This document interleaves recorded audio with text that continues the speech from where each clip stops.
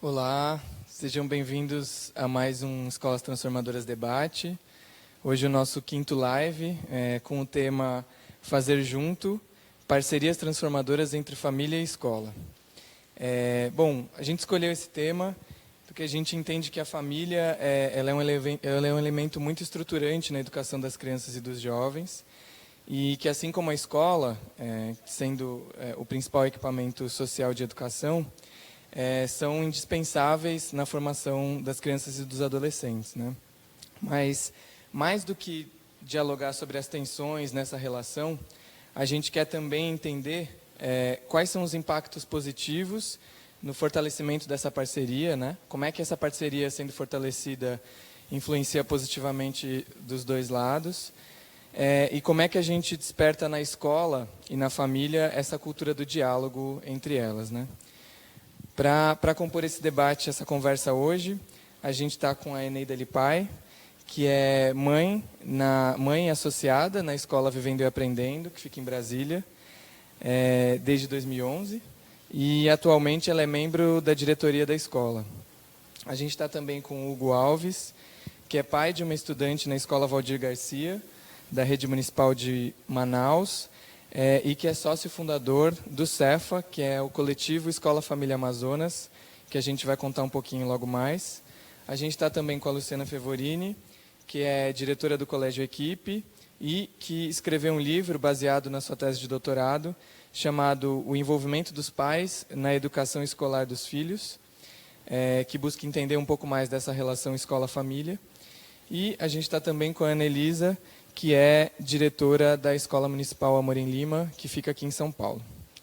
Bom, para começar a esquentar essa conversa, eu vou trazer uma pergunta para a Luciana, inspirada um pouco no livro dela. Vou repetir, chama Envolvimento dos Pais na Educação Escolar dos Filhos. E a nossa primeira pergunta é: por que é que você escolheu estudar, explorar essa relação, né, entender essa relação? E considerando a sua experiência, tanto nas entrevistas como no dia a dia na direção da escola, quais são os fatores que geralmente impedem que essa relação seja construtiva? Então, boa noite a todos, um prazer participar desse debate, obrigada pelo convite, legal estar trocando aqui as ideias com vocês, as experiências.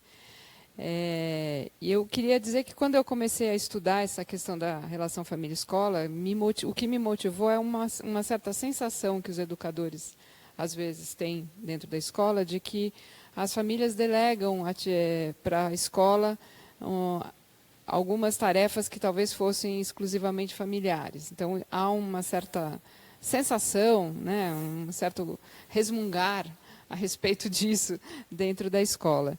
E eu quis investigar se isso de fato acontecia, né? Se isso era uma sensação, se isso era um preconceito, se isso de fato era alguma coisa que é real, que existia esse desejo mesmo das famílias, ou essa intenção mesmo das famílias de, vamos dizer, se livrar de algumas tarefas e delegar para a escola. Por exemplo, comer de garfo e faca, sei lá, coisas mais básicas que possam aparecer. E o que me surpreendeu é que, no meu doutorado, que isso não é uma afirmação que a gente pode generalizar, né? Então, eu encontrei, pelo contrário, né, pais muito participativos e muito envolvidos com a educação escolar dos filhos. Então, essa acho que é a grande conclusão, que a gente não pode fazer esse tipo de afirmação. Não posso dizer que não tenha famílias que tenham esse pensamento, mas que a gente não pode fazer essa generalização e não pode partir desse pressuposto é um fato importante para os educadores, né? A gente tem que problematizar quando a gente está se afirmando esse tipo de coisa, né? E o que eu acho também, a partir do meu doutorado, é que muitas vezes a escola tem uma forma de se comunicar com as famílias unilateral. Ela quer passar informações, mas ela não tem formas de receber informações muito eficientes, né? Ela manda cartas, ela não responde às cartas, né? Tô falando assim de uma maneira geral, um pouco estereotipada, mas isso é um fato que muitas vezes impede que uma parceria seja construída, né?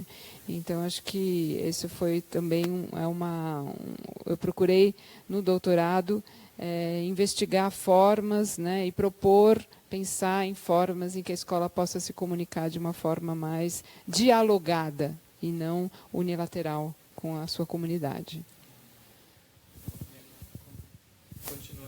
Continuando essa mesma pergunta, quais são as estratégias que você acha que a escola deve ter para que essa participação seja muito mais presente, enfim, seja uma participação maior do que só na reunião de pais e filhos, enfim, de pais e mestres, pais e filhos, não, de pais e mestres, e também até no lugar do projeto político-pedagógico da escola mesmo, né? Olha, acho que, primeiro, o projeto político-pedagógico da escola é papel da escola, né? Cabe à escola definir os seus objetivos de trabalho, sua concepção de educação, como quer ensinar, o que quer ensinar, porque é o compromisso da escola com a sociedade esse, né? De ser, de alguma maneira, ela tem um compromisso com esse saber sistematizado que deve ser socializado com as novas gerações e ressignificado. Então, não que os pais não possam participar, mas a definição desse projeto político-pedagógico é um papel estritamente da escola, né? O que eu acho que... mas como isso pode acontecer, né?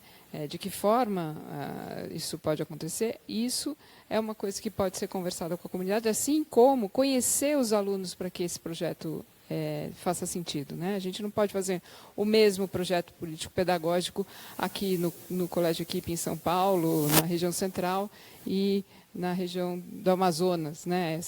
A gente tem que conhecer essa população e esse projeto tem que corresponder com essa realidade social em que ele está inserido, né? Então, acho que nesse conhecer essa realidade, essa comunidade, eu acho que os pais, o entorno ajudam muito, né? Então, acho que as formas que eu fui pensando, por exemplo, e fui nesse estudo, também fui vendo que a educação de jovens e crianças acabou, ou não sei se foi diferente, mas de algum tempo atrás ela já era um pouco mais da comunidade. Atualmente, ela só tem duas instituições, a família e a escola, né? Então, essas duas instituições têm que, de alguma maneira, compartilhar essa tarefa, o que antes, talvez, fosse mais compartilhado de um jeito informal, com a educação informal, numa comunidade mais ampla, né? Então, acho que a escola tem que ter clareza disso, né? E pensar em formas de poder trazer e ouvir a sua comunidade nas questões de como implantar esse projeto político-pedagógico que ela define e esclarecer que projeto é esse, né? O tempo todo a gente tem que esclarecer qual é que concepção de educação tem, como essa concepção está articulada com a metodologia de ensino, né? Boa noite. Acho que uma outra coisa legal também, Luciana, que a gente vê na associação, porque a Vivendo ela é uma associação, então todo mundo está junto o tempo todo.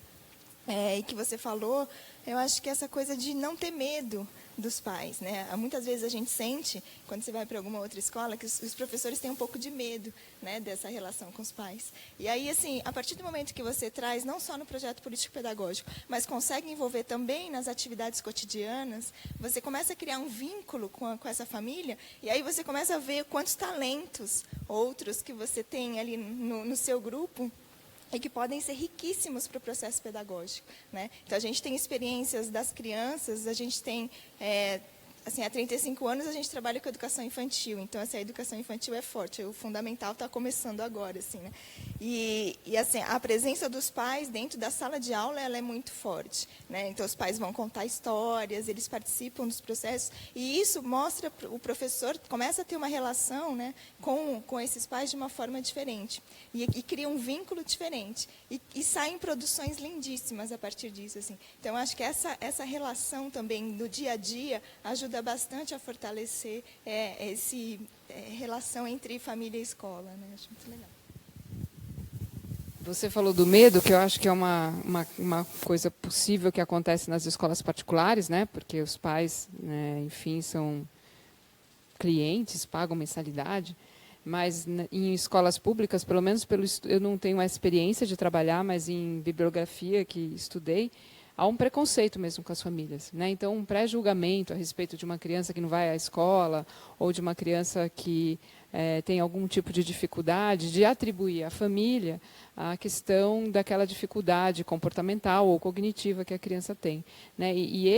Tanto o medo quanto o preconceito não ajudam nessa aproximação, né? Então, assim, só criando realmente situações em que professores, né, e a família possa estar junto, é que esses preconceitos caem. E muitas vezes há também o medo da família, né, numa situação de que vai ser julgado, vai ouvir a escola falar mal do filho, e é uma situação que afasta o pai da escola, não aproxima, né?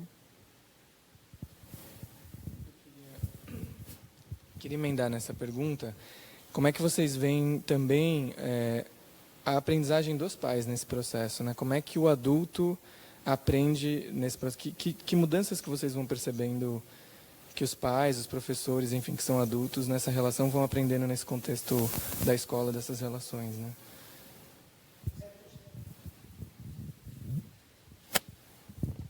Eu estou pensando um pouquinho que, na perspectiva de uma escola pública, que eu sou diretora de uma escola há 22 anos, e eu não posso imaginar, por exemplo, um projeto pedagógico sem a participação da comunidade, né? Então, todo o percurso que a gente vem construindo no Amorim teve a comunidade como um elo fundamental e quase fundante de um projeto político-pedagógico, onde todo mundo faz um esforço para que isso aconteça, né? Então, quando você pergunta o que a comunidade vai aprendendo, eu acho que não é só a comunidade que aprende, mas todos nós, educadores, vamos aprendendo a participar, a como que a gente se respeita, a como que a gente olha o papel do educador e o papel do pai, que são papéis diferentes no processo, mas são complementares de alguma forma. Então, tudo isso eu acho que é fundamental a participação da comunidade. E penso que a escola pública é um lugar importantíssimo para a participação da comunidade.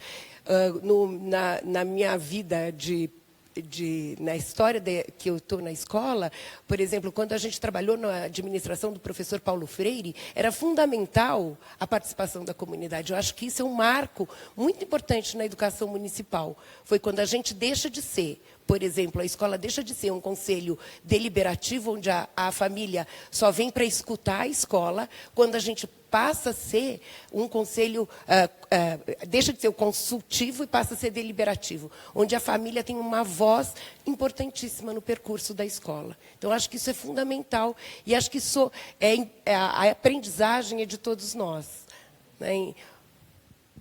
Eu queria dizer que você estava falando da aprendizagem de todos nós, mas também existe uma certa concepção social de que, principalmente para as mulheres, né, de que é natural, você sabe ser mãe. Pariu, sabe. E isso não é verdade. A gente aprende a ser mãe, a gente aprende a ser pai na relação que a gente constrói com essa criança, né? E eu acho que a escola, tendo também essa clareza disso, né, que isso não é natural, você aprende sabendo, a participação, criar condições para que os pais conversem sobre ser esse pai e ser mãe é muito importante, né? Na educação infantil é de extrema importância, mas não só, né? Não só. Quantos momentos que a gente faz reuniões temáticas, por exemplo, com pais do ensino médio, né? São fundamentais para a troca entre eles. Não estão lá para ouvir o que eu tenho para dizer a respeito de adolescência, nada disso. É para a troca entre eles, né?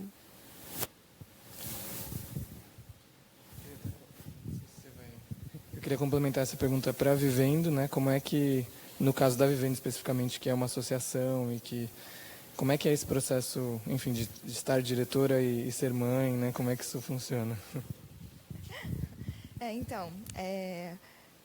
A posição de direção, ela acaba trabalhando muito mais na questão da gestão, né? Então, a gente acaba se envolvendo mais na gestão.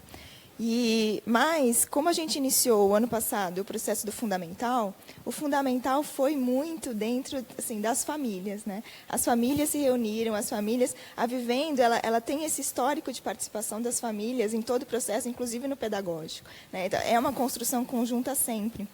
Então, acabou que a gente acaba se formando ao longo do processo e começa a se perceber o quanto que a gente é educador e que está aprendendo ao longo desse processo, assim, sabe? Tem uma frase que se costuma dizer que assim, toda a água para matar toda a sede está no grupo, né? Então, a gente começa a perceber que a gente tem todas as potencialidades dentro desse grupo. E aí, assim, a partir do momento que você começa a juntar as pessoas trazem os seus conhecimentos e a coisa fica tão rica, fica tão bonita que assim, eu não consigo imaginar uma escola. A minha filha, ela teve o privilégio de viver a Vivendo desde que ela começou, né? Então, assim, ela não tem muita experiência de um outro tipo de jeito de ser, né? Um outro tipo de educação. E eu fico me imaginando como é que seria a minha relação também com outras escolas, porque a gente está tão imbricado, as coisas acontecem tão conjuntamente, que eu não consigo imaginar como é que uma escola não trabalha assim, né? Então, é uma coisa assim, até engraçada de se pensar. Mas eu acho que existe um pouco isso também, e que eu acho que é uma coisa que a Vivendo está aprendendo ao longo do tempo, é tentar também se separar um pouco, assim, sabe? De se definir um pouco mais enquanto papéis e dar a possibilidade de fazer esse diálogo um pouco mais conjunto e sempre buscando seus limites, né? Então, assim, a gente avança um pouquinho enquanto família e depois a gente percebe, não, a gente avançou muito, volta, né? Aí esse espaço é o espaço dos educadores, né? Então, assim, é muito essa coisa de ir e vir, né? Então, a gente está sempre ali num movimento contínuo para a gente poder sempre estar se ajeitando, assim, né? Então, é uma construção coletiva sempre, né? Então, acho que isso é um processo bem rico mesmo, assim, para todos os envolvidos, né? Muito legal. Bem, boa noite, é um prazer, né, estar aqui. Eu acho que lá na nossa experiência ainda é tão inicial essa transformação que a escola, ao mesmo tempo que ela se abre, ela não sabe escutar as famílias, né? Ela dá a possibilidade das famílias falarem, mas ela não dá o valor devido ao que as famílias falam, né? Então ainda está um processo muito incipiente, assim, de uma abertura mental mesmo, né, das professoras e da diretora, de valorizar de fato o que as famílias podem contribuir. E a gente vê o grande potencial que vai nascendo disso, né? Pessoas muito capazes e muito motivadas em colaborar com a escola, entrando em conflito, ao invés de estar trabalhando junto, porque justamente não tem, talvez, essa cultura do diálogo ainda estabelecido. É um processo ainda inicial, mas que a gente já vê as dificuldades, né, nessa comunicação. Que não é fácil, né? Não é fácil, assim, a nossa relação ali dentro, assim, ela todo mundo está ali, todo mundo acredita, todo mundo sabe, mas às vezes acontece, assim, essa coisa do poder, né, de quem pode, quem não pode, essa coisa de ir muito, voltar muito, essa coisa da ausência às vezes, né, e que os professores sentem. Então, assim, é um trabalho que demanda uma energia. Então, não é um trabalho simples, é um trabalho que, sim, você precisa se envolver. E, assim, um dos nossos maiores desafios atuais é, assim, como a gente envolve mais, né? Porque a gente tem envolvimento de algumas famílias, sim, mas algumas famílias não estão envolvidas. Como é que você envolve mais? Né? Então, são coisas que a gente começa a pensar, porque isso precisa, né? E faz parte, e com essa sociedade atual que está cada vez mais indo para a onda do individualismo, né? Dessa coisa do meu, da minha família, das minhas coisas, o senso comunitário é uma coisa que a gente precisa trabalhar muito, né? E, assim, é constante e demanda energia de todos. Assim. Eu queria dizer que também acaba sendo um papel da escola, de alguma maneira, ser uma referência para inúmeras concepções ou jeitos de educar os filhos que são diferentes e que tem na escola. E que, muitas vezes, sem a mediação da escola, isso pode gerar conflitos insuperáveis, de alguma maneira, né? E uma coisa que, assim, não existe um certo e errado, né, na forma como atuar, né? como família, como mãe, como pai. Então, muitas vezes a família, sem a mediação da escola, começa também entre si a fazer julgamentos, né? Ah, aquele pai larga o filho daquele jeito, não, aquele não sei o quê. E sem a mediação da escola e uma problematização da escola, fica difícil também eles conversarem entre si, né? Então, também é importante que a escola tenha essa clareza, que, numa certa medida, ela vai ser uma mediadora aí, né, de diversas culturas, de como educar crianças e jovens, né? Hugo, eu queria que você contasse um pouquinho o que é o Cefa, de onde que nasce essa ideia, né? Quem são esses pais que mobilizam o Cefa, por quê? E, enfim, emendando já numa outra, né? Quais são os desafios que vocês têm encontrado, tanto no lugar da associação de pais mesmo, né? Como nessa relação com a escola, que é um caso diferente da Vivendo e Aprendendo, porque vocês atuam nas escolas públicas, né? Então, você contar um pouquinho disso. Bem, o Cefa ele tem uma origem muito orgânica, porque nós somos amigos, a priori, né? E nos unimos por puro lazer, né? Por puro prazer de estar juntos.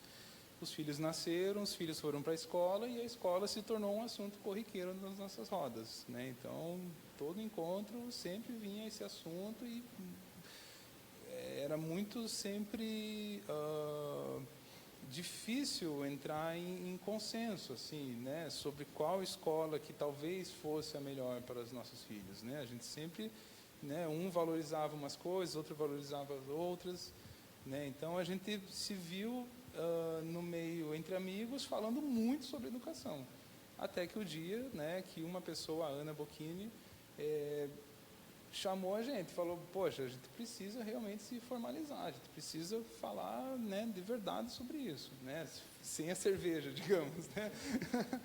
E aí nisso começou, assim, né, o primeiro encontro, inclusive nós assistimos o documentário que você dirigiu, né, Quando eu Sinto Que Já Sei, e foi assim também, né, uma super expansão, porque a gente não sabia para onde a gente tinha que ir, né, a gente realmente precisou se localizar, assim, primeiro, e por até uma sorte dos tempos, a Ana foi orientada de mestrado de quem virou a secretária de Educação do município.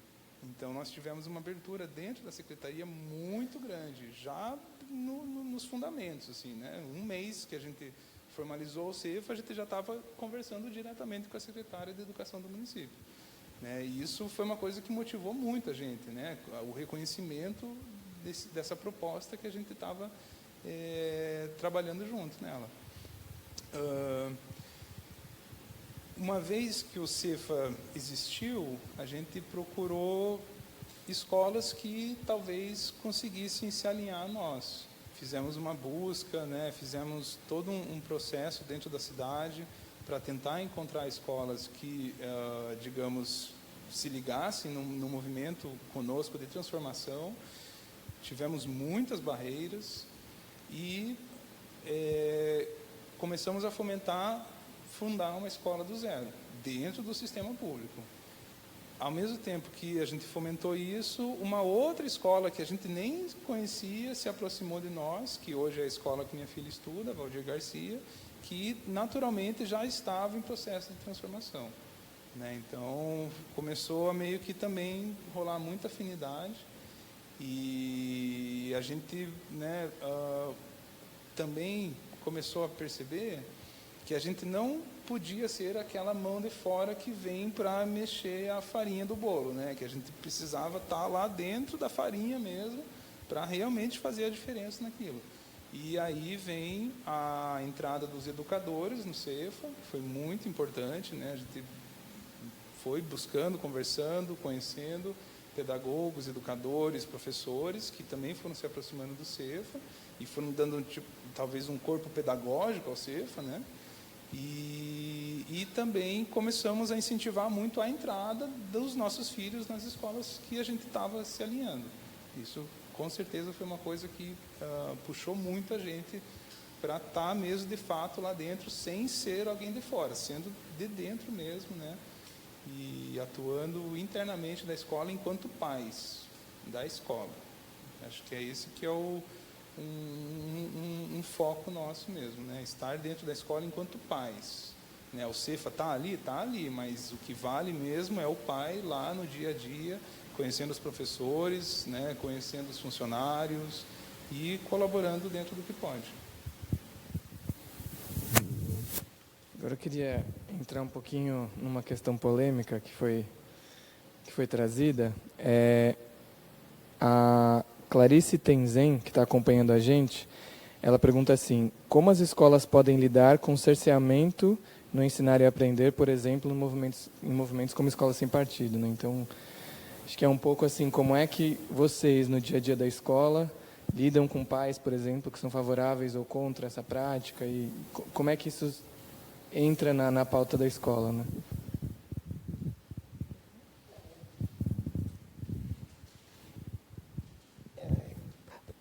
Na pauta do Amorim isso ainda não entrou, né? Então, assim, eu acho que isso, né? Eu acho que isso pode existir, mas eu não sei se isso entra.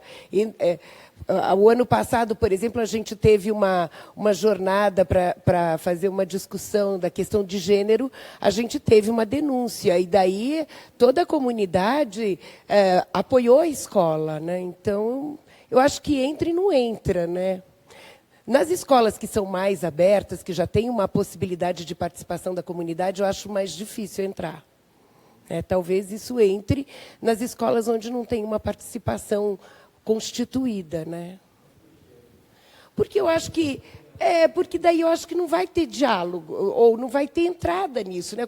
Eu penso o seguinte: o Amorim é uma escola pública, mas as pessoas, quando colocam os filhos, escolhem, de certa forma, a comunidade escolhe que escola que quer.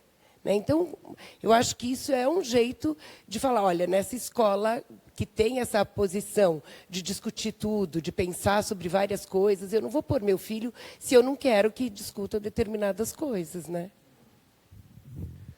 O que eu acho é que, por isso que eu comecei dizendo que é papel da escola definir o projeto político-pedagógico, né?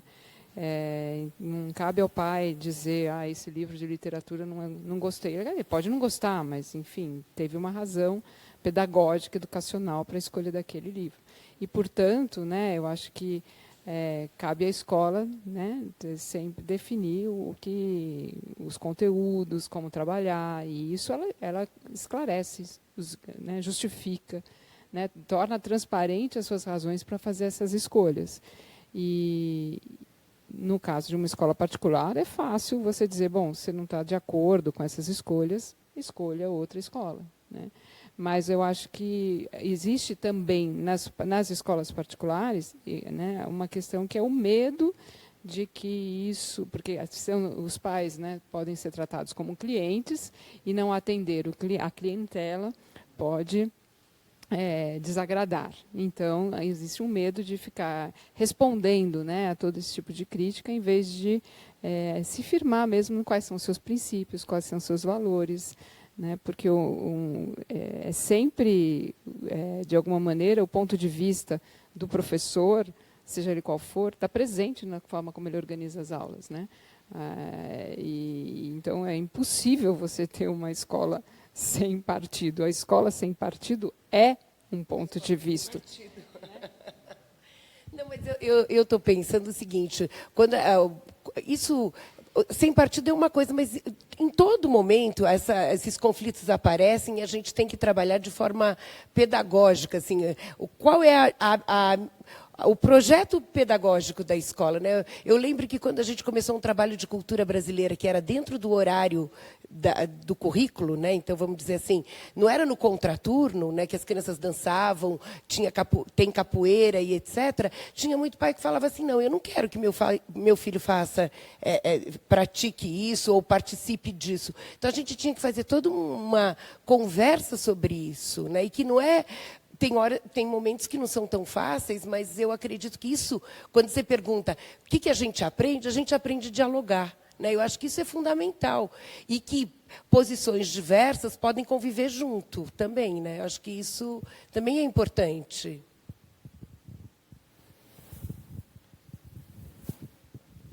Bom, eu queria trazer mais uma, dentro desse lugar da participação, né? Às vezes a gente se pergunta muito como é que na vida moderna, como ela está configurada, como é que essa participação se dá. Eu acho que muitos pais que não estão presentes numa escola onde há esse convite ao engajamento maior, né?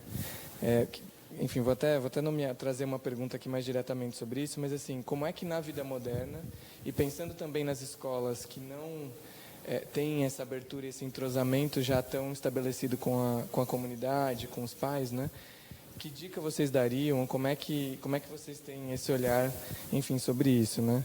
A Kátia Ciani, ela até pergunta diretamente, assim, né? Como se dá esse envolvimento dos pais no processo pedagógico, como é esse trabalho? Acho que até um pouco por curiosidade, porque a gente que está habituado e está no dia a dia vê muito naturalmente isso, né? Mas eu fico pensando assim, na ótica de um pai que não tem essa possibilidade, ou não está presente numa possibilidade como essa, né? O que é isso que a gente está falando na prática, né? E também a Renata Jurema Vieira, ela compartilha uma inquietação em relação a isso, que ela fala: tenho 3 filhos em idade escolar, todos em escola pública, e percebo que as escolas são resistentes e rígidas. Parece que os gestores e educadores têm medo de mudar e de inovar. Por que a prática pedagógica é tão distante da academia? É a pergunta dela, né? Então, pedagógica é tão distante da academia. Enfim, trago um pouco isso, pensando um pouco nesse olhar dos pais que não estão nesse dia a dia de escola que a gente está mais acostumado, né? Falando do lado de cá. Então, como vocês veem, ou dariam dicas para isso? Eu acho que o primeiro é essa coisa da escola dar essa abertura, né? Ela precisa se mostrar aberta, ela precisa se mostrar receptiva. Acho que esse é o primeiro passo, assim, que a gente precisa trazer. E depois, assim, de fato, é uma questão que demanda energia.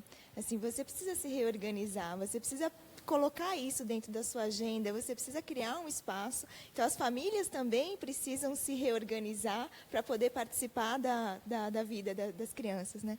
A gente teve uma experiência o ano passado e esse ano de novo, que foi em relação ao Dia da Mulher, né? Então, assim, a gente, o ano passado, que estava tendo todo aquele movimento, né, dessa coisa política mesmo, né, de você ir para a rua e tudo, as mulheres da vivenda, as educadoras e tudo, a gente começou a pensar assim, mas e aí, né, esse dia, como é que a gente pode trazer essa discussão para dentro da nossa associação?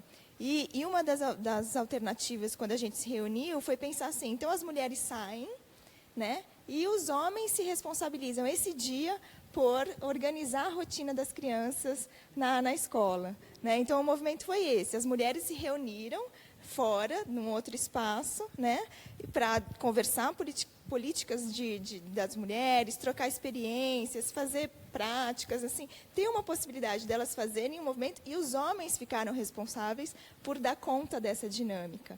Então, assim, isso demandou muito, né, das famílias, né, de uma reorganização. Você precisa pedir licença para você poder estar lá e tudo. Então, assim, é uma coisa que demanda muita energia, mas, ao mesmo tempo, é um primeiro passo, né, que você trouxe um outro jeito de você fazer uma relação, né, de participação da família, né?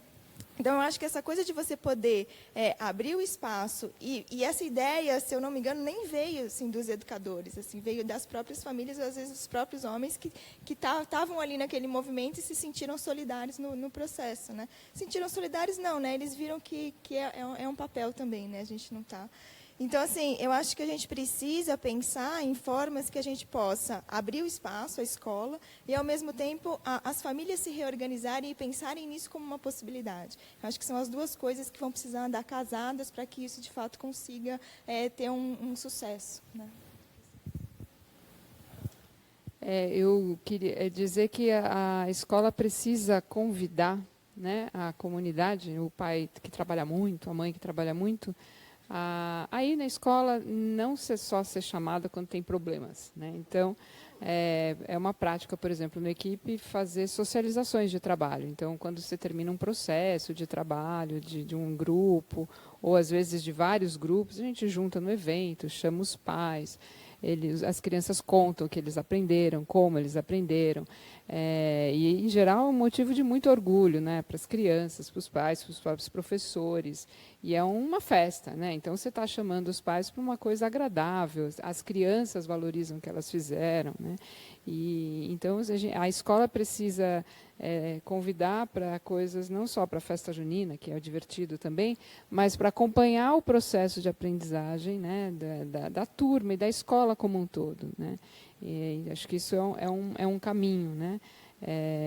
E muitas vezes quem chama o pai para a escola são os filhos.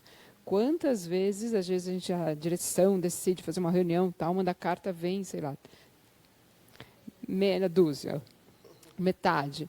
Quando há alguma coisa em que os filhos chamam, né, vem quase 100%. Né? Então, isso é uma coisa muito bacana, né, de que os filhos chamam os pais para a escola, porque eles querem que eles estejam lá, que eles vejam o que eles estão fazendo, ou que eles vão discutir uma questão que eles acham importante. Né? Então, a escola também está aberta para que esses fenômenos aconteçam. Eu estou pensando que as pessoas não precisam participar da mesma forma. Né? Então, o que a gente foi fazendo no Amorim foi abrindo várias frentes de participação. Então, tem pais que estão mais engajados no conselho de escola. Tem outros pais que estão mais engajados... Daí a gente vai criando comissões. Então, a gente tem comissão de festa, comissão de comunicação, comissão da horta, comissão da biblioteca. Então, tem várias comissões onde os pais vão vendo como que eles querem se engajar nesse processo. E, às vezes, só ir na escola e participar das festas também é participar. Né? Então, eu acho que a gente tem que abrir frentes de participação. Eu acho que é um bom jeito de trazer a comunidade para dentro da escola. Eu acho que essa trazida, né, levar os pais à escola, precisa ser, de certo modo, antecipada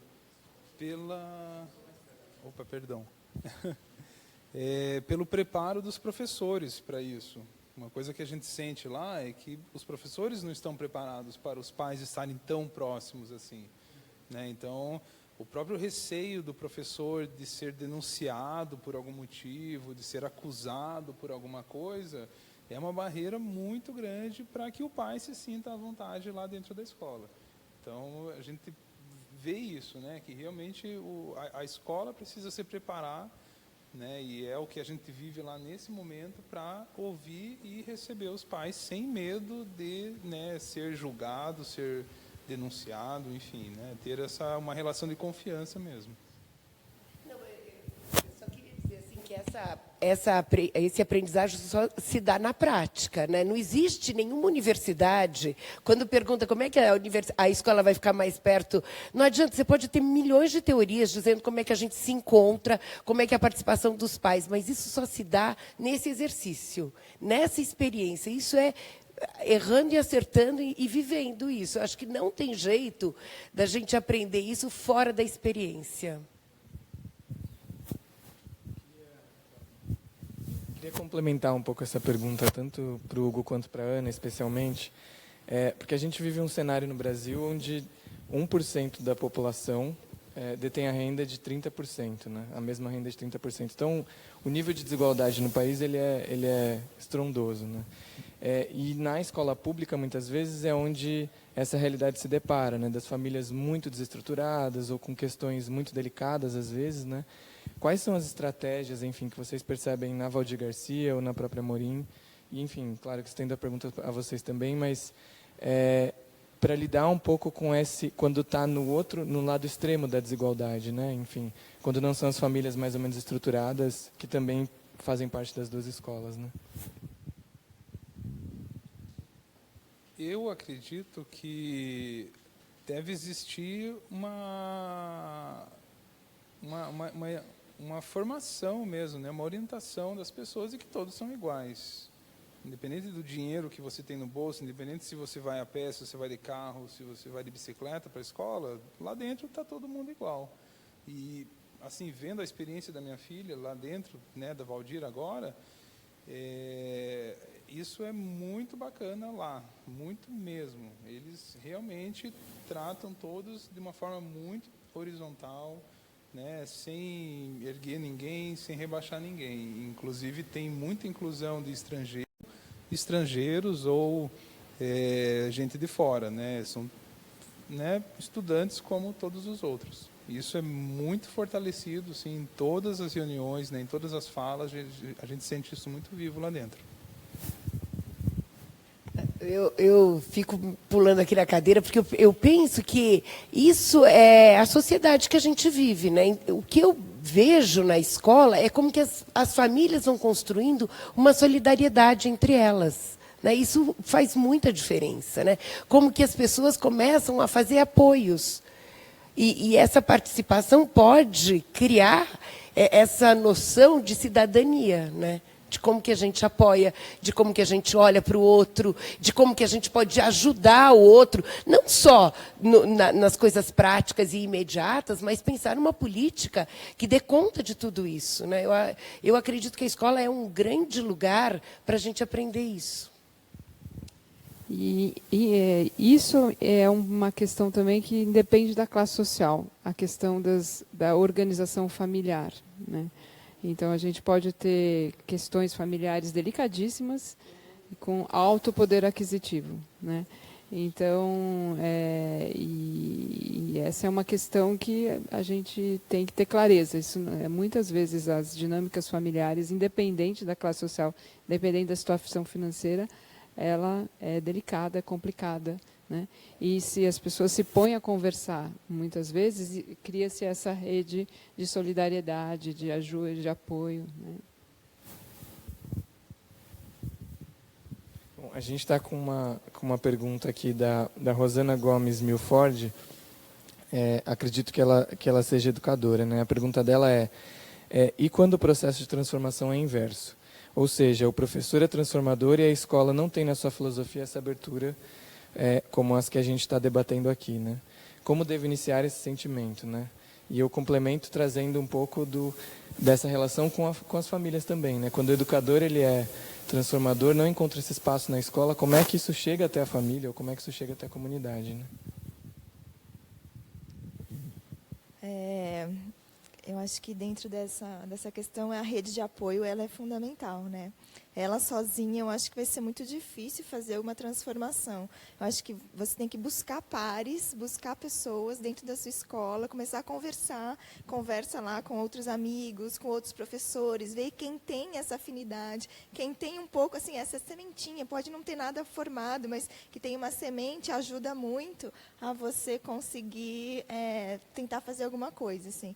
E eu acho que, nesse ponto, se você consegue também fazer essa articulação com a família, começar a envolver as famílias e começar a mostrar que existe uma outra possibilidade de educação, talvez também ajude a fortalecer. Mas eu acho que sozinha é muito difícil. Você precisa ter um apoio, criar uma rede também para poder conseguir fazer alguma transformação dentro da escola, né?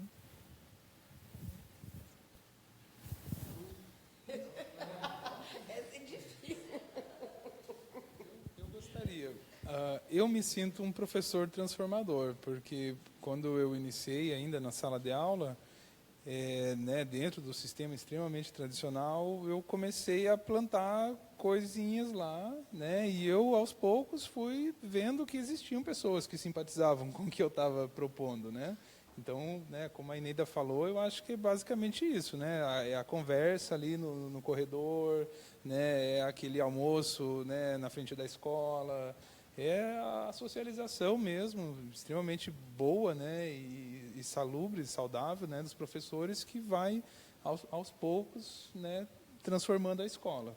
Mas a escola, de algum jeito, precisa ter uma mínima abertura para isso. Eu acredito que, se a escola se fechar, o professor vai procurar outro lugar.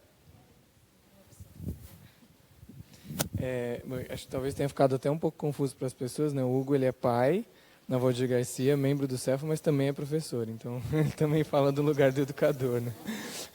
Na apresentação não comentei.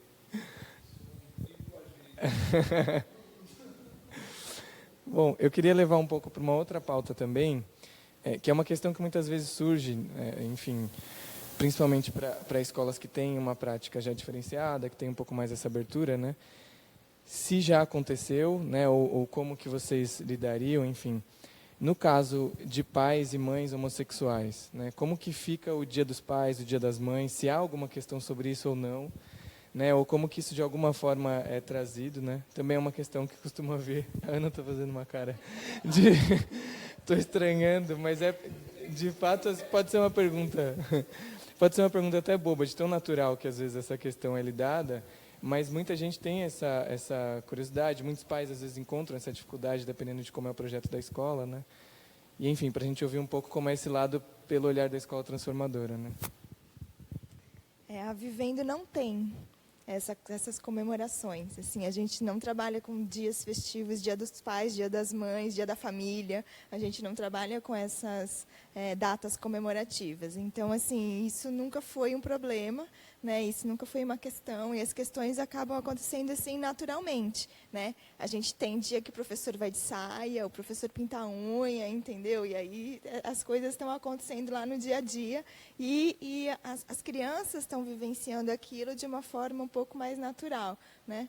Acho que alguém estava contando outro dia que um dos professores pintou a unha e tudo, aí a criança foi para casa e falou: mamãe, mas eu também tenho que pintar a unha? Porque meu professor pintou. Eu falei assim: não, só se você quiser, né? Então, assim, você começa a desconstruir também umas coisas, né, do que pode um, o que pode outro. Então, acho que isso acaba ficando mais natural, né, os processos. Mas, em relação aos dias, a gente não tem essas comemorações, então isso não acontece.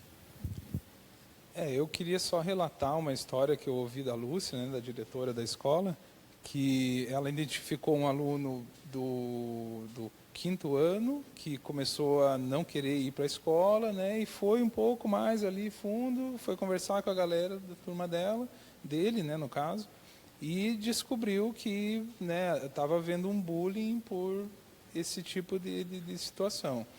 E aí ela, dentro da própria comunidade, chamou pessoas gays, homossexuais, para conversar com as pessoas. Então, ela, né, mobilizou pessoas homossexuais dentro dali do círculo muito próximo mesmo, e transformou a mente de muitos professores, inclusive. Ela conta o relato assim com muita vida mesmo, assim, né, muito força de mudança mesmo dentro da visão que as pessoas tinham sobre esse tipo de situação dentro da escola.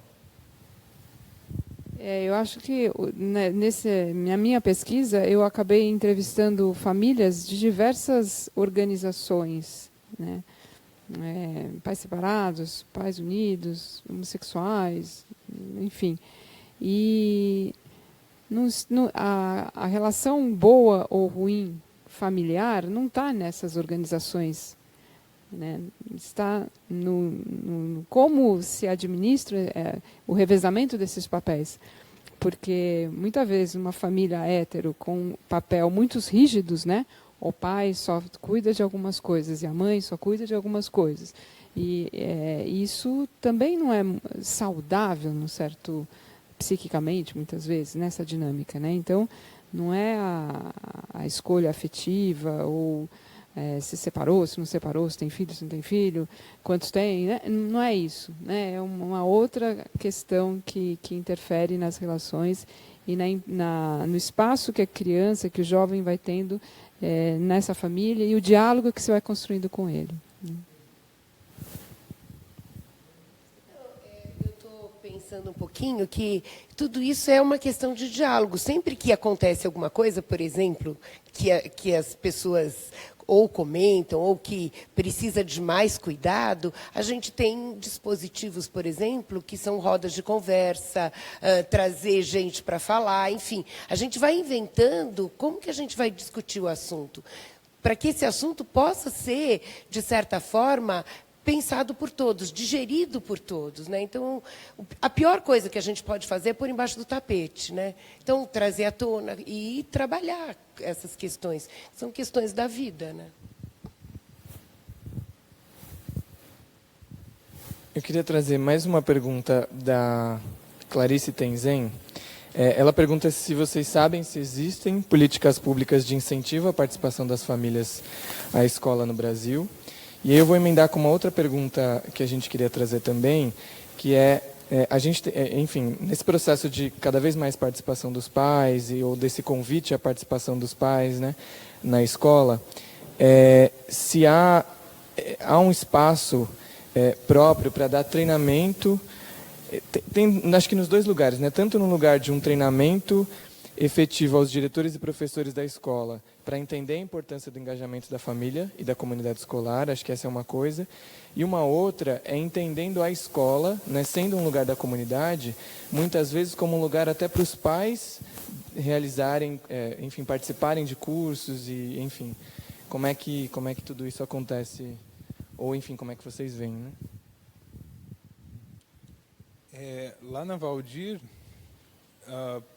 existe a tutoria para alunos e existe a tutoria para professores e funcionários. Então, eu acredito que nesse espaço é onde é possível transformar, é onde é possível ampliar a participação dos pais dentro da escola, né? Trabalhando diretamente ali, né, no tete a tete ali com essas pessoas que estão lá dentro mesmo. E também lá na Valdir, existe digamos assim, uma vontade mesmo de que essas pessoas participem, né? Então, existe dois tipos de trabalho, né? E essa vontade de participação dos pais, eu acho que é uma força motivadora bem grande. Existe um material muito bom do Ministério da Educação pensando na participação da comunidade na escola. Então, esse material todo está no site do MEC, né? Então, é um material muito interessante e muito, né? Pelos estudos que eu fiz, né, a participação, o desempenho escolar aumenta com a participação da família. Então, os pais que acompanham o processo escolar dos filhos, em geral, os filhos acabam tendo um desempenho melhor, né?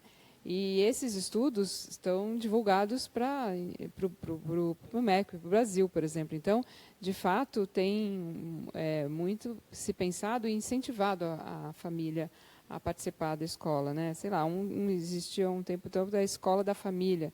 As escolas abriam nos finais de semana, né, as escolas estaduais, para que as famílias e os alunos frequentassem a escola para lazer ou para outras coisas que a escola propunha para as famílias, né?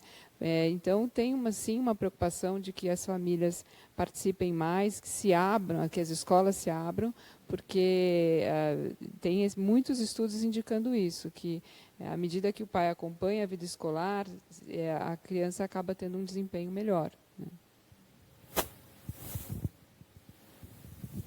Eu acho que o que a gente tem feito também e que a gente queria investir mais esse ano é também rodas de conversa, né, que você possa trazer temas e que aí não são só para a formação dos educadores, mas para a formação das famílias. Então, assim, são rodas que todos participam, todos trazem, são temas que às vezes surgem ao longo das turmas, né, ou de uma determinada questão que está acontecendo na sociedade, e que a gente consiga trazer para dentro da escola um debate que a gente possa discutir não só com os educadores, mas com os pais e mães, né, os familiares, para que a gente possa, todo mundo, participar desse processo de formação, né? Eu acho que isso também ajuda bastante a gente ter processos formativos ao longo do ano, assim, né?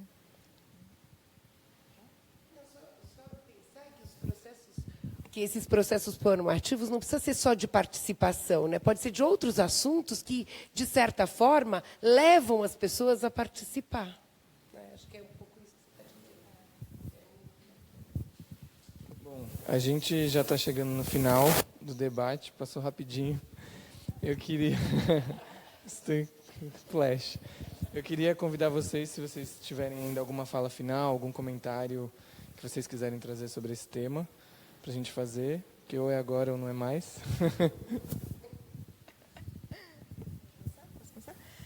Então, acho que é um desafio essa coisa da relação da família e a escola, né? Eu acho que é um desafio de gasto de energia, de de possibilidades, mas ele é muito rico.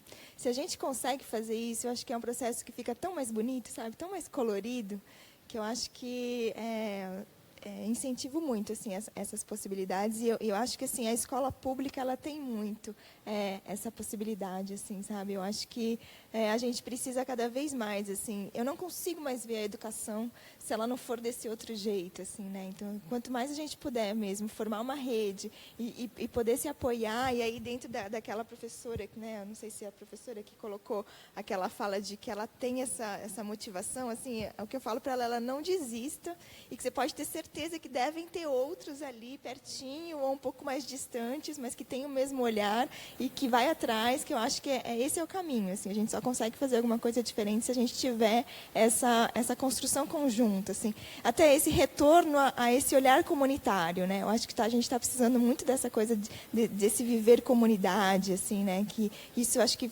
faz muita diferença, assim, nos processos educativos, não só para as crianças, mas para nós, assim, então, ao longo do nosso processo, que a gente vai esquecendo um pouco, né? Então, acho que é isso.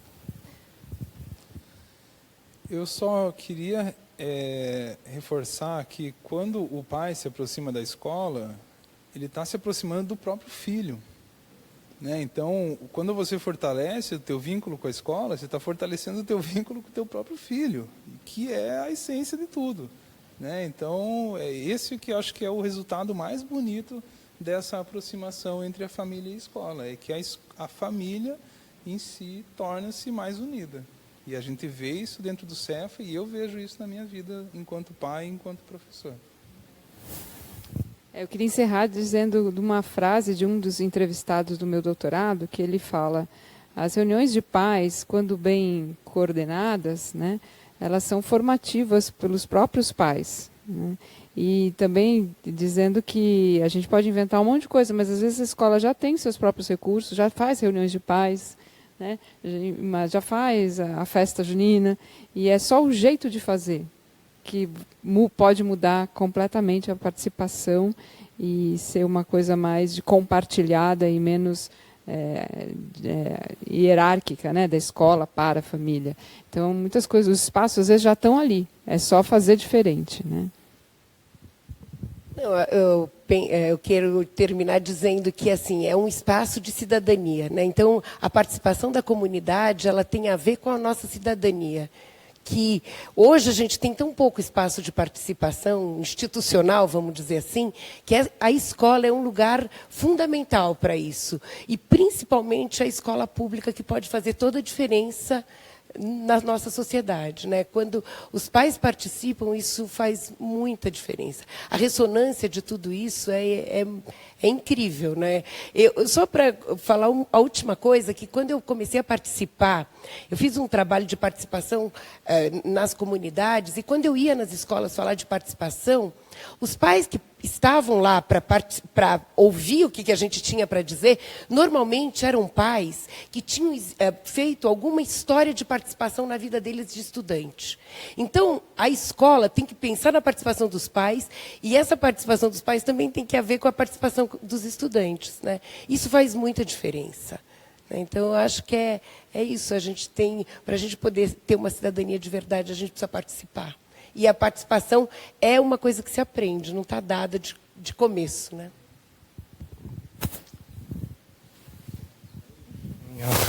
Bom, queria agradecer a todos que acompanharam com a gente, dizer que esse vídeo ele fica disponível de agora em diante para a gente poder compartilhar, para a gente poder continuar comentando e trocando sobre esse tema. Agradecer nossos convidados daqui de São Paulo, de Manaus, de Brasília.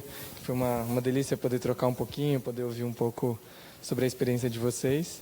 E reforçar um pouco que para Escolas Transformadoras, a gente entende que o agente de transformação dentro de uma escola, ele não é só o estudante, não é só o professor. Ele é também o pai, é também a mãe, é também o avô, é também toda a comunidade que se relaciona e que está presente em um projeto transformador. Obrigado, até.